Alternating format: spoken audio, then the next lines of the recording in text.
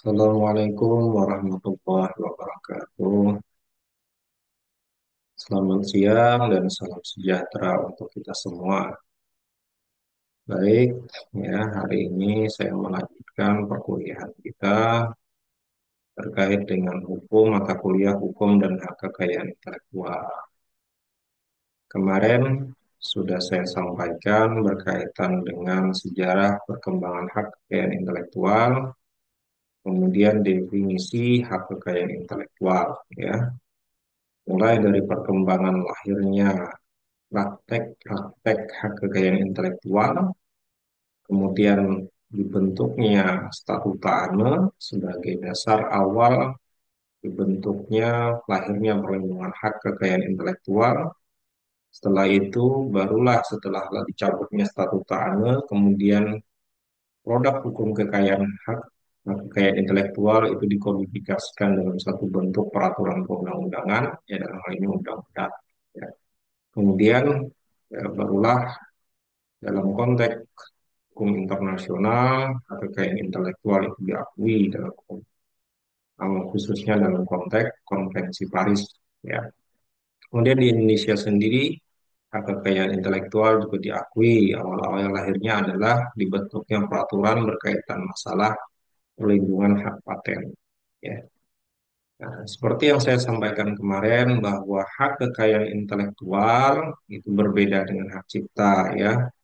Nah, lebih tepatnya adalah hak cipta itu hanya bagian dari hak kekayaan intelektual, ya, hanya sub pembahasan dari hak kekayaan intelektual, sub bagian dari hak kekayaan intelektual.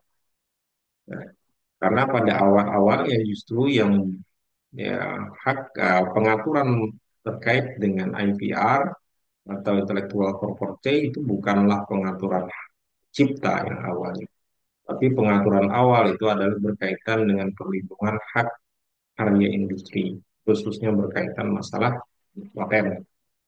Itu diatur dalam Konvensi Paris, begitu juga di Indonesia diatur dalam Undang-Undang Paten, ya, gitu. Pada zaman pemerintahan Presiden Soeharto waktu itu.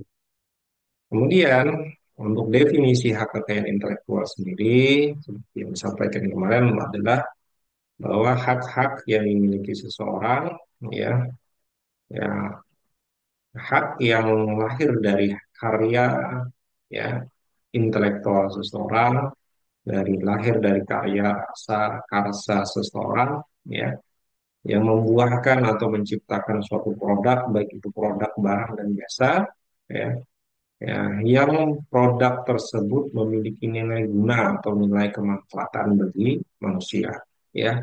Nah, tolak ukur hak kekayaan intelektual, ya, tolak ukur perlindungan hak kekayaan intelektual itu bukan pada karya ciptanya, bukan, ya.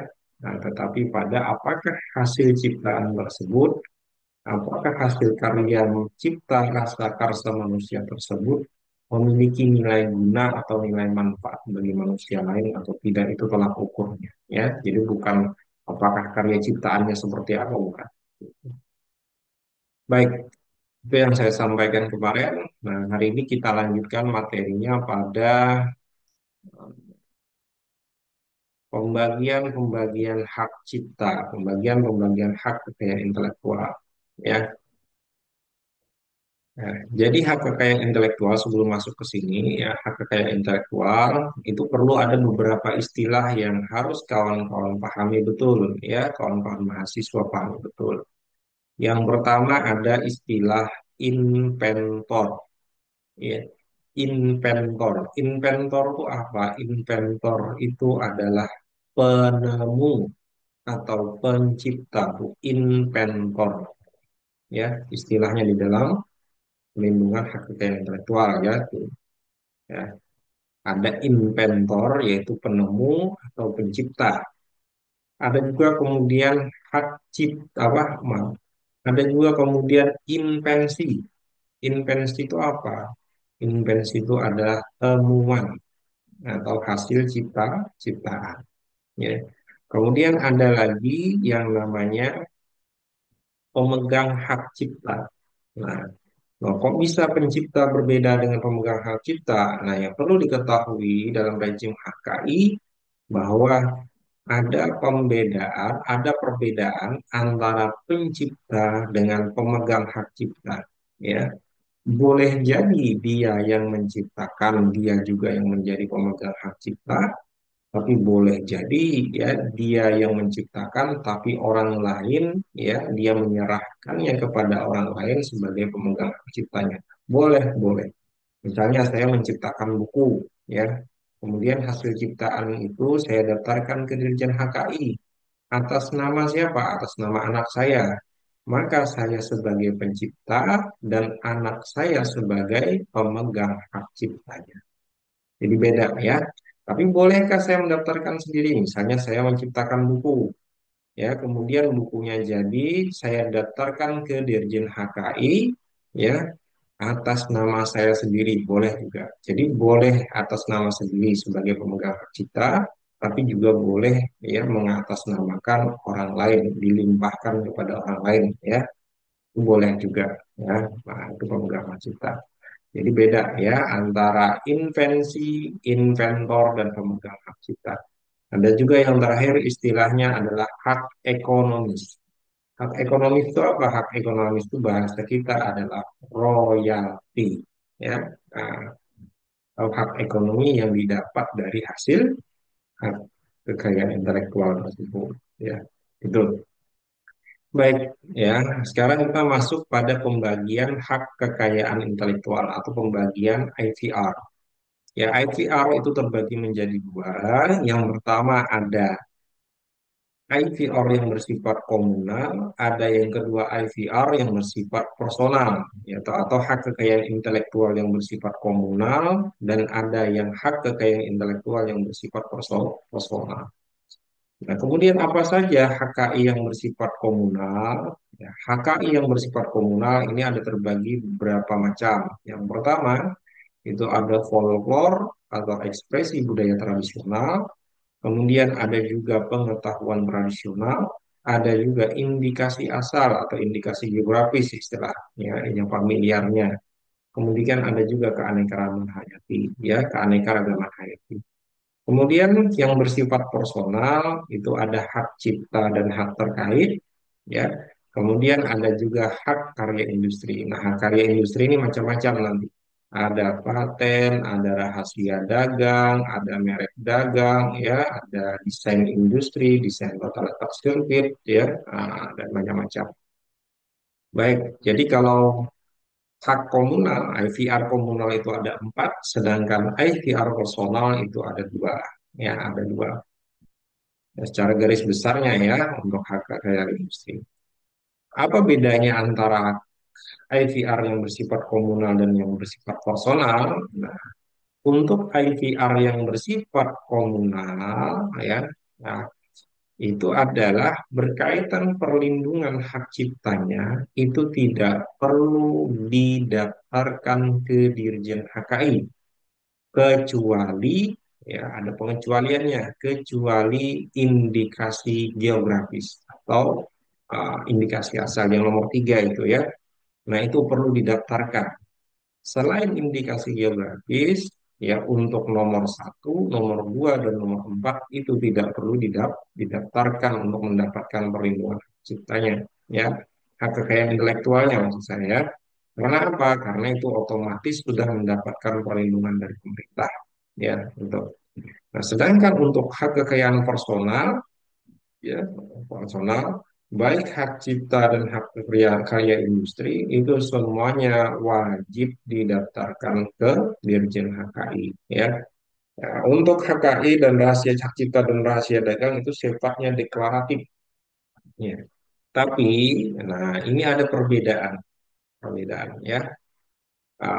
Di Indonesia, ya, untuk sistem pendaftaran hak kekayaan intelektual, baik itu hak cipta dan hak karya industri, ya, khususnya hak cipta dan hak karya industri, serta indikasi geografis, itu didaftarkan, ya, pendaftarannya, sistem sistem pendaftaran di Indonesia, ya, perlindungan hak cipta di Indonesia itu menggunakan sistem first to file. ya, first to file atau biasa disingkat F2F, first to file, ya. Nah, kalau di Amerika dia bukan first to file, melainkan first to use, first to use atau FTU, ya. Nah, itu. Apa bedanya F2F dengan FTU, ya, first to file dengan first to use? Kalau di Indonesia yang menggunakan sistem first to file, ya, ya, perlindungan hak cipta itu lahir ketika apa? Ketika karya cipta, ya, karya tersebut itu sudah didaftarkan di Dirjen HKI. Ketika sudah didaftarkan ke Dirjen HKI, maka ya berlakulah first to file, ya, siapa yang mendaftarkan lebih dahulu, maka dialah yang mendapatkan perlindungan. Oke. Kelemahannya sistem ini apa? Kelemahannya adalah ketika kita tidak bisa ya, mendeteksi siapa yang pencipta percaya. Bisa saja misalnya si A, si B, si C. Ya, si A ini menciptakan orang yang menciptakan pertama kali dan dia mendeklarasikan ciptaan tersebut. Kemudian si B juga yang menciptakan tapi setelah si A, si C juga menciptakan yang sama tapi setelah si A dan si B. Tetapi yang lebih dulu mendaftarkan ke Dirjen HKI, ya, adalah si C. Maka otomatis, ya, perlindungan karya tersebut, ya, pemegang hak ciptanya ada pada si C. Meskipun yang lebih dulu yang menciptakan adalah si A. Itulah kelemahannya kalau menggunakan first to file. Karena apa? Perlindungannya siapa bagi siapa yang mendaftarkan lebih dulu, bukan bagi siapa yang mendeklarasikan. Nah, berbeda kalau di US, di Amerika, dia menggunakan yang namanya first to use. Ya, apa first to use itu? Siapa yang mendeklarasikan lebih dulu, ya. Siapa yang mendeklarasikan lebih dulu. Jadi ketika dideklarasikan lebih dulu, maka dialah yang berhak mendapatkan perlindungan kita, bukan yang mendaftarkan, terbalik dengan di Indonesia. Itu ya. Nah, baik. Itu sedikit dari tambahan. Kemudian perbedaan lagi nih antara IVR komunal dan IVR personal, selain berkaitan masalah pemegang hak ciptanya, selain masalah pendaftarannya, perlindungannya, ya, nah, berkaitan juga dengan pemilikannya, ya, pemegang hak ciptanya, pemilik dan pemegang hak ciptanya. Kalau yang bersifat komunal, IVR yang bersifat komunal, itu pemegang hak ciptanya bukan individu atau badan hukum, bukan. Ya, tapi siapa? Ya, itu entitas, baik itu negara, ya, kemudian pemerintah daerah atau kelompok masyarakat adat, ya, nah, pemegang hak tersebut. Ya. Nah, komunitas masyarakat, ya, yang pemegang atau jadi kelompok, ya, jadi negara yang komunal itu negara, pemerintah daerah atau komunitas kelompok masyarakat tertentu, ya. Tapi yang personal, ya, itu pemegang hak ciptanya atau pemegang hak eksklusifnya adalah orang atau badan, itu ya. Jadi beda, ya. Nah, makanya disebut dengan personal. Maksudnya apa? Pemegang hak ini, hak eksklusifnya itu individu atau badan hukum. Tapi yang komunal, hak pemegang hak eksklusifnya adalah itu negara, ya, pemerintah daerah atau komunitas masyarakat adat atau komunitas masyarakat, gitu ya. Jadi beda. Nah, itulah perbedaan antara hak kekayaan intelektual atau AVR, ya, yang bersifat komunal dan bersifat personal. Baik dari perlindungannya, ya, kemudian baik yang berkaitan juga dengan pemilik dan pemegang hak ciptanya. Baik, kemudian kita bahas yang pertama dulu berkaitan hak kekayaan intelektual komunal. Ya, kita bahas di sini masalah berkaitan tentang ekspresi budaya tradisional atau folklore. Ya. Apa itu ekspresi budaya tradisional atau folklore? Nah, folklore di sini adalah sebagian kebudayaan, didefinisikan sebagai sebagian kebudayaan kolektif yang tersebar dan diwariskan secara turun-temurun dan beraneka ragam secara tradisional, baik dalam bentuk lisan maupun contoh yang disertai dengan gerak, isyarat, atau alat pengingat. Contohnya folklore seperti apa? Contoh tari-tarian, tari-tarian dan ya tari-tarian tradisional. ada tari saman, ya, ada tari jatin, ya, kemudian ada tari mandau, kemudian ada tari macam-macam tari-tarian, ya, ada tari piring, ya. Nah, tari yang paling terkenal itu kan tari saman dari Aceh, ya. Nah, itu yang paling terkenal, ya. Jadi tari-tarian daerah, tari-tarian tradisional itu masuk dalam kategori folklore, ya, budaya turun-temurun.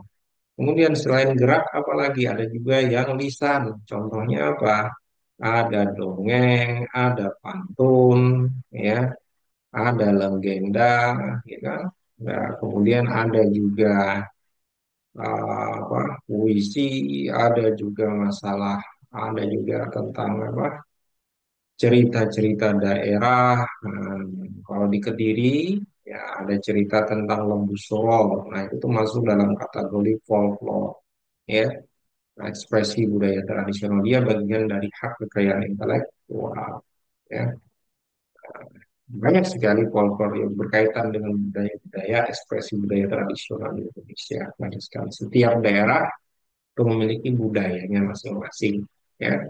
Ada juga folklore yang lain berkaitan misalnya nah, acara-acara keagamaan, ya, ya, ritual-ritual keagamaan yang itu sudah menjadi budaya di masyarakat kita. Ada yang namanya tahlilan.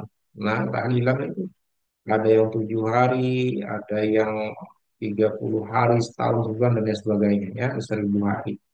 Itu masuk dalam kategori folklore. Nah, itu cuma ada di Indonesia budaya keagamaan itu, ada tradisi keagamaan itu ada yang diatur di Indonesia, ya.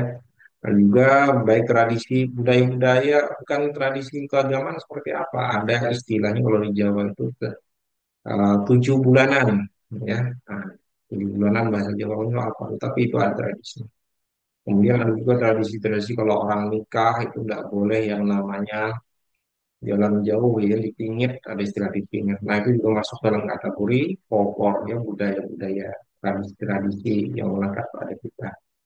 Dan yang perlu diingat, Indonesia itu kaya dengan tradisinya masing-masing. Setiap daerah, bahkan tidak usah jauh-jauh. Kediri, Tulungagung aja itu beda tradisi, beda budaya.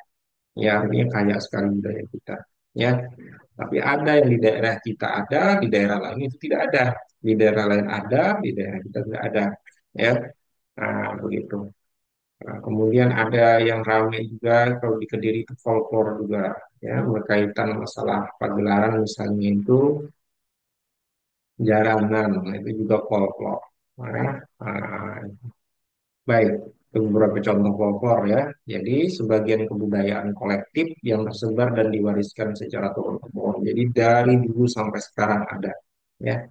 Baik dalam lisan, ya, disertai gerak, isyarat atau alat pengingat. Kemudian ciri-ciri folklore itu apa saja? Nah, ciri-ciri folklore yang pertama adalah penyebaran dan pewarisannya dilakukan secara lisan, yakni bisa apa, disebarkan melalui tutur kata. Nah, jadi dari nenek kita kata nenek ini, nah, itu tuh, ya. Nah, jadi lisan dari buyut dari nenek sampai pada kita sekarang. Itu penyebarannya dari tutur kata, dari cerita-cerita orang tua, ya, orang-orang yang lama, orang nenek buyut kita lah, ya. Kemudian ada juga cerita-cerita dari tokoh adat, dia, nah, itu tuh, tokoh-tokoh masyarakat adat bisa juga, ya. Kemudian yang kedua, folklore itu bersifat tradisional, yakni disebarkan dalam bentuk relatif, ya, di antara kolektivitas masyarakat minimal 2 generasi. Ya. Kemudian folklore bersifat anonim. Maksudnya anonim apa? Penciptanya itu sudah tidak diketahui lagi. Coba aja kita tanya sama yang sering pakai jalanan. Pencipta pertama kali jalanan itu siapa? Mungkin dia tidak tahu. Mungkin dia tidak tahu. Atau ada cerita tentang Lembu Suro, siapa yang pertama kali menceritakan tentang Lembu Suro itu tidak ada yang tahu, ya. Aha. Nah, karena apa ya, saya bilang tadi bahwa uh, bersifat anonim, jadi penciptanya itu sudah tidak diketahui lagi. Karena apa? Karena tadi apa, dilakukan pewarisan itu secara turun-temurun dari moyang, dari moyang, dari moyang, dari moyang, dari moyang sampai pada kita sekarang, ya. Kemudian folklore biasanya berbentuk pola spontan yang menggunakan kata-kata klise, ya, seperti pantun gitu, ya. Nah, kemudian folklore mempunyai kegunaan dan kehidupan bersama suatu masyarakat, misalnya tarian dan upacara adat atau upacara keagamaan. Seperti tadi ya, tahlilan, upacara adat perkawinan, ya, apa 7 bulanan itu bahasa Jawa saya nggak tahu apa itu bahasa lupa saya. Ya, kemudian ada juga folklore itu bersifat prologis, dia memiliki logikanya sendiri. Ya, jadi logika folklore itu tidak bisa dilogikakan dengan ya rasional kita. Ya, makanya kadang-kadang bagi orang-orang yang memiliki apa ya pandangan yang agama yang apa ya sangat keras ya terhadap pandangan-pandangan keagamaan, kadang-kadang hal-hal yang bersifat folklore dianggap sesuatu yang musyrik, sesuatu yang bertentangan dengan keagamaan. Ya, kenapa? Ya, karena folklore itu memiliki logikanya sendiri. Jangan melogikakan agama, jangan menggunakan logika agama dalam menilai satu ekspresi budaya tradisional atau menilai folklore. Ya, karena budaya itu berbeda dengan agama. Ya, budaya itu berbeda dengan agama. Ya, nah, ya. Jadi pandangan sudut pandang agama sendiri, sudut pandang budaya itu sendiri. Bahkan agama pun sebenarnya dalam konteks Islam itu bahkan tidak melarang budaya itu tidak melarang. Ya, buktinya apa Sunan Kalijaga itu kan dia menggunakan dakwah, media dakwah dengan wayang justru dengan wayang. Jadi menggabungkan budaya dengan agama, ya, menjadikan budaya sebagai alat untuk mendakwahkan agama. Nah, jadi tidak ada yang salah, ya, selama tidak bertentangan dengan syariat, ya, tidak bertentangan dengan agama, ya. Nah, tapi kalau misalnya itu bertentangan pun, perlu diingat bahwa Indonesia itu, ya, masyarakatnya bukan hanya orang Islam saja di dalamnya, tapi banyak beragam masyarakat, banyak yang memiliki beragam kepercayaan, ya. Nah, kalau di Indonesia, pemilik agama apa, Abrahamic Faith kan, agama-agama Abraham itu ada Yahudi, Islam, Kristen, ya. Nah, sedangkan agama-agama lainnya kan lahir dari kebudayaan, apalagi aliran-aliran kepercayaan, ya. Misalnya kalau di Tulungagung ada aliran Kawruh Jawa Dipa. Nah, itu juga aliran. Ada juga kalau di Kalimantan namanya Keharingan, itu juga aliran-aliran kepercayaan. Nah, perspektifnya apa? Itu aliran-aliran mulai dari budaya. Jadi jangan harus bisa pintar-pintar sekali membedakan mana perspektif agama, ya mana perspektif budaya. Jangan dicampur-campur. Ya. Kalau misalnya selama tidak, kalau kita menggunakan perspektif agama, ya gunakanlah perspektif yang bijak seperti tadi. Ya, nah, jangan sedikit-dikit syirik, sedikit-dikit syirik. Mohon maaf, ya Anda bukan hidup di negara Islam semua, bukan. Ya.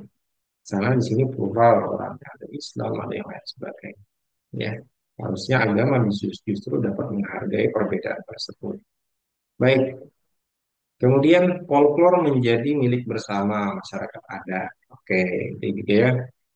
Sekarang kita dasar hukumnya. Nah, untuk dasar hukum ekspresi budaya tradisional atau folklore sendiri, itu ada pada pasal 10 ayat 2 ayat 3 dan ayat 4 Undang-Undang Nomor 19 tahun 2002 tentang hak cipta. Nah, ayat 2, negara memegang hak cipta atas folklore dan hasil kebudayaan rakyat yang menjadi milik bersama. Seperti cerita rakyat, cerita, hikayat, dongeng, legenda, babat, ya, kerajinan tangan, koreografi, tarian, kaligrafi, dan karya seni lain. Nah, untuk mengumumkan dan memperbanyak ciptaan pada ayat 2, yang bukan warga negara harus terlebih dahulu mendapat izin dari instansi terkait. Ya, ini tidak boleh.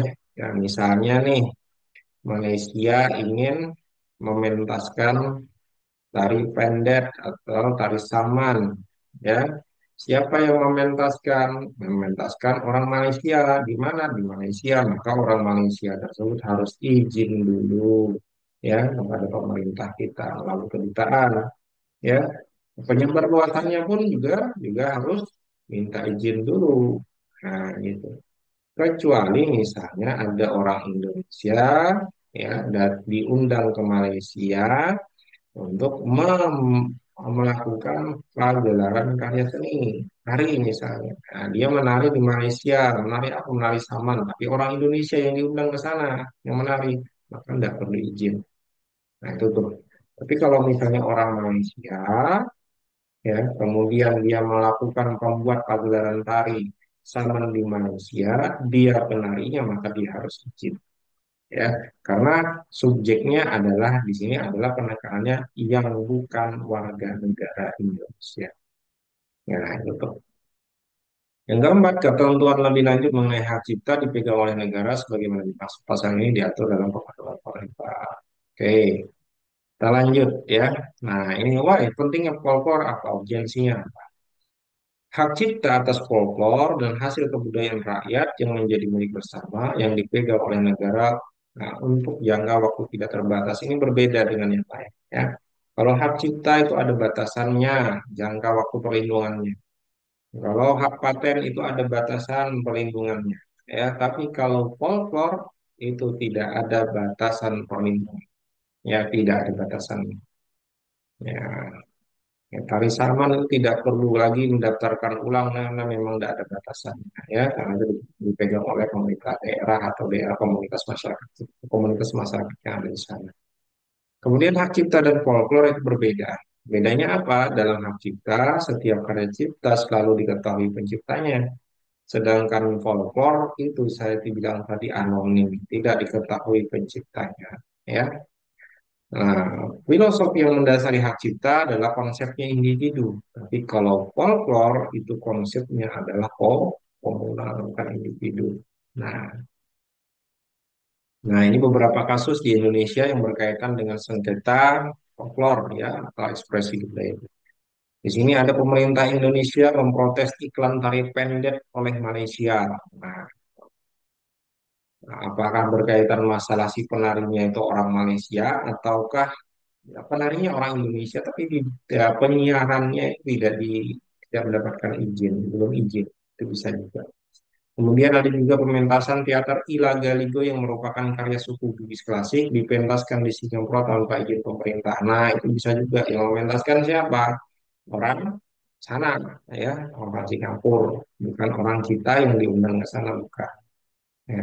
Itu tidak boleh juga ya. Jadi harus ada izin dulu. Nah, gitu ya. Nah, tapi yang perlu kita ketahui bahwa perlindungan hak cipta, hak karya industri, karya apa, hak kekayaan intelektual komunal ini termasuk ekspresi budaya tradisional atau folklore, ya, itu adalah tanggung jawab kita semua perlindungan bukan hanya membebankan kepada pemerintah, gitu ya. Ya, jangan, ya memang pemegang hak kekayaan intelektualnya itu pemerintah, ya pemerintah daerah, komunitas masyarakat adat. Tapi ya perlu diingat juga untuk melestarikan ekspresi budaya tradisional atau folklore itu bukan hanya tanggung jawab pemerintah, tapi juga tanggung jawab kita semua. Ya. Jangan sampai nanti diklaim baru ribut. Nah, gitu. Nah, kalau diklaim baru ribut. Ya. Kalau nggak diklaim, nah kita nggak peduli sama hasil budaya tradisional kita sendiri. Setelah diklaim Malaysia, Reok Ponorogo diklaim, batik diklaim, wayang kulit diklaim, barulah GGR. Tapi sebelum diklaim, ya kita cuek-cuek aja dengan hasil budaya kita sendiri. Ya itu juga salah. Ya, memang pemegangnya, yang pemeran utamanya yang harus memberikan perlindungan adalah pemerintah. Ya, tapi ingat sekali lagi kita pun juga bertanggung jawab. Ya, karena apa? Ya, negara lain ya agar agar budaya kita bisa dikenal negara lain, ya pakailah budaya itu dan akuilah budaya itu. Caranya seperti apa? Ya lakukan pagelaran di negara lain, pementasan di negara lain, kalau misalnya tari ya, pentas di luar negeri dan lain sebagainya. Agar apa? Agar orang lain tahu oh, bahwa ini adalah hasil, bahwa ini adalah folklore atau ekspresi budaya tradisionalnya Indonesia. Nah, gitu. Oke, jangan kayak sampai kayak Nelson Mandela ya, nah, orang Afrika, presiden Afrika, tapi dia orang yang sangat mencintai batik. Nah, baju-baju formalnya baju batik semua, ya. Tapi kita sendiri justru orang Indonesia yang tidak peduli sama budaya dan hasil karya karya anak bangsa sendiri. Ya, itu agak lucu sebenarnya. Ya, baik. Mungkin itu yang dapat saya sampaikan untuk pertemuan kali ini. Insya Allah nanti minggu depan ya kita lanjutkan pada pengetahuan tradisional. Ya, nah, baik, seperti yang saya sampaikan kemarin juga bahwa untuk pertemuan ini free, tidak ada absen. Saya hanya sharing keilmuan, berbagi keilmuan. Jadi ya, silahkan saja tonton video saya tanpa embel-embel absennya mana Pak, tidak perlu ya. Karena ini saya sharing keilmuan, berbagi keilmuan. Ya, dan untuk memenuhi kewajiban mata kuliah kawan-kawan. Baik, itu dari saya. Ya, mohon maaf, mohon halal, mohon ridho. Kalau misalnya ada yang kurang berkenan dari penyampaian saya, atau misalnya ada kesalahan dalam penyampaian materi saya. Nah, saya akhiri untuk pertemuan kedua hari ini. Ya, Assalamualaikum warahmatullahi wabarakatuh.